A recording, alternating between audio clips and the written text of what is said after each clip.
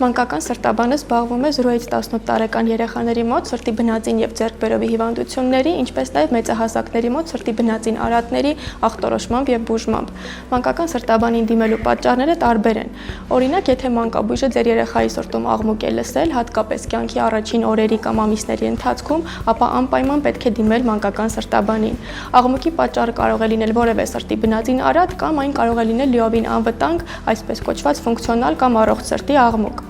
Մանկական սրտաբանին դիմելու այլ պատճառներից են հատկապես կրծքի հասակի երեխաների մոտ քաշի վատ ավելացումը, հաճախակի շնչառական վարակները, ուտելուց շուտ հոգնածությունը և առատ քրտնարտադրությունը, հեվոցը, հաճախաշնչությունը և հաճախասրտությունը։